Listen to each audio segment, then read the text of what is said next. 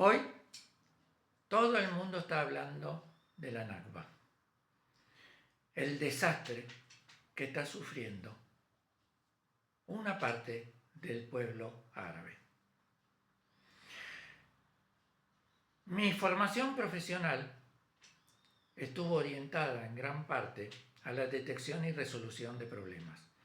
Por lo tanto, voy a tratar de analizar la Nakba en un plano profesional y no teñido de las ideologías de la religión o del sentimentalismo. El problema de la Nakba, que es real, radica en que los reclamos no parten hacia a las causas reales que ocasionó la Nakba, sino a desviaciones justamente planteadas por las ideologías, las religiones y el sentimentalismo. Para ver las causas reales tenemos que retroceder en el tiempo. 1916, Francia e Inglaterra se dividen lo que le van a quitar en el futuro al Imperio Otomano. Así, Francia se autoasigna lo que hoy serían los territorios nortes del imperio, que hoy pertenecen a Líbano, Siria, Irak, y el imperio británico e Irlanda, como se llamaba en ese momento, recibe todo el sur y este, con lo que absorbe lo que hoy es Gaza, Israel, Judea y Samaria y Jordania. ¿Qué hace Inglaterra? Para derrotar al Imperio Otomano recurre a judíos y árabes cristianos y árabes musulmanes. A todos les promete lo mismo, entregarle las tierras que le quiten a los otomanos. Cuando llega 1918, trata de desdecirse de esas promesas, entonces empiezan distintos conflictos. Árabes y judíos contra Inglaterra, árabes contra los judíos para quedarse con la mayor parte de tierra, pero también los árabes musulmanes contra los árabes cristianos y los árabes musulmanes entre sí, entre sunitas, chiitas, alawitas. O sea, son múltiples los conflictos. Acá se habla siempre del enfrentamiento entre judíos y árabes y no se habla de todo lo demás que está sucediendo alrededor. Por otra parte, ¿cómo están los judíos allí? Primeramente porque durante 3000 años el pueblo judío siempre estuvo presente en la región.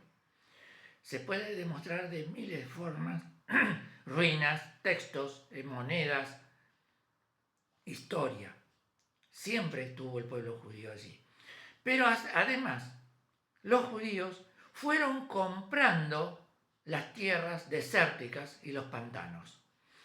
No es que llegaron como fuerzas invasoras, como en su momento llegaron los griegos, los romanos, los persas, los asirios, los egipcios. No. Israel, los judíos fueron comprando esas tierras que eran desiertos y pantanos llenos de paludismo que nadie quería. Con un experimento social de izquierda, que la izquierda odia a Israel porque justamente logró hacer lo que la izquierda en ningún país logró, fue levantar un Estado con las granjas colectivas, logrando jardines en el desierto, secando las tierras que eran pantanos y levantando encima ciudades como Haifa, arriba de un pantano, y Beersheba en medio del desierto. Los árabes empezaron a arrepentirse de haber vendido esas tierras, pero ya la habían vendido. El Imperio Británico, que había prometido primero todas las tierras a los árabes, todas las tierras a los judíos, les promete repartir los 50% a cada uno. Pero en principio, con el 70% genera el estado que hoy es Jordania. En aquel momento se llamaba Transjordania. O sea, queda para repartir solamente el 30%.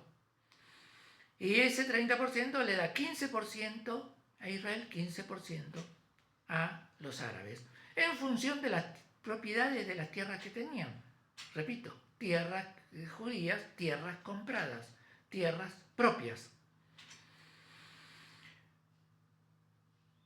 Estalla la guerra de la independencia, por la cual el 14 de mayo de 1948, por el calendario gregoriano, Israel se declara independiente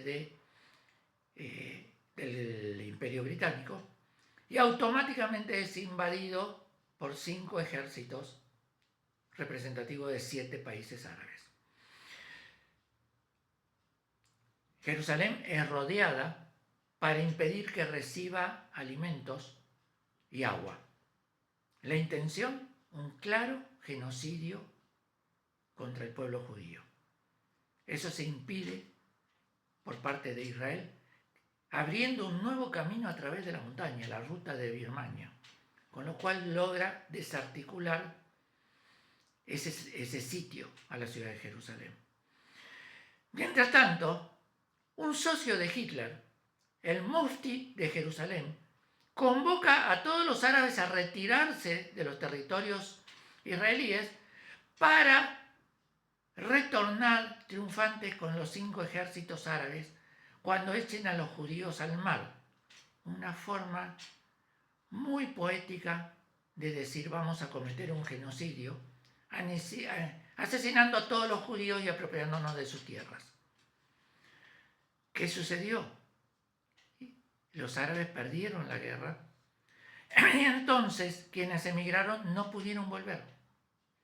Pero atención, muchos árabes no se fueron de Israel y siguen hoy en Israel. Hoy el 20% de la población israelí es árabe israelí. Árabe cristiana, árabe musulmana, beduinos, drusos, con la plenitud de los derechos civiles y políticos dentro del Estado de Israel. Recordemos que hubo un presidente en ejercicio temporal de la presidencia de Israel de origen druso, un integrante de la Corte Suprema de Justicia que juzgó a un presidente y a un primer ministro israelí, los condenó, musulmán. Una rectora de una universidad, una mujer rectora que en ningún país árabe podría tener ese lugar, es rectora en la Universidad de Haifa. Una mujer árabe musulmana es comandante en la Fuerza de Defensa de Israel. O sea, el problema de los árabes no es con Israel. El problema de los árabes es con los mismos árabes. Recordemos que en la Asamblea de 1947 todos los países árabes rechazaron la creación de Palestina. Recordemos que entre 1948 y 1967 Judea, Samaria, el Sinaí, Gaza estaban en poder de Egipto y de Jordania. Podían haber generado el Estado de Palestina, pero no. Dejaron a los árabes en campos de concentración, eufemísticamente llamados campos de refugiados.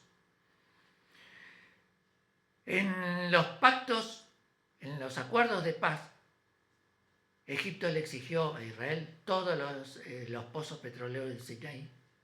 Israel se los entregó y le ofreció también entregar Gaza. Egipto los negó, los rechazó. En el acuerdo de paz con Jordania, Jordania exigió todo el este del río Jordán y Israel le ofreció Judea y Samaria. Jordania lo rechazó. En los acuerdos de Oslo se reconoció a la Administración Nacional Palestina, pero en ese momento, encabezados por Arafat, y luego por Abbas, no otorgan una paz real con Israel. Incluso sabemos que Abbas, en Judea y Samaria, la Administración Nacional Palestina, paga salarios a quienes maten judíos en todo el mundo. En la reunión en Camp David, promovida por Clinton, a la que fueron Arafat y el primer ministro de Israel, Ehud Barak le ofreció hasta Jerusalén Oriental para lograr la paz. Arafat lo rechazó y declaró la primera intifada. En el 2005, Israel se retiró unilateralmente de Gaza, dejándola en manos de la Administración Nacional Palestina, pero no solamente se llevó hasta los huesos de los cementerios, sino que les dejó funcionando los invernaderos automatizados, cuya producción era suficiente para solventar el presupuesto de Gaza. Además estaban los hoteles de 5 estrellas que hacían de Gaza, que la llamaban la Singapur del Mediterráneo. Pero en el 2006 llega Hamas, destruye todos los medios de producción, sumerge a la población de Gaza en la miseria, declara una dictadura teocrática yihadista, rompe todos los posibles entendimientos de paz y comete crímenes de lesa humanidad, no solamente contra la población de Israel, también contra la población de Gaza. No hay posibilidad de paz. Y entonces allí, hoy estamos hablando de la Nakba. Pero ¿cuál es la causa de la Nakba? ¿Israel? ¿Los judíos?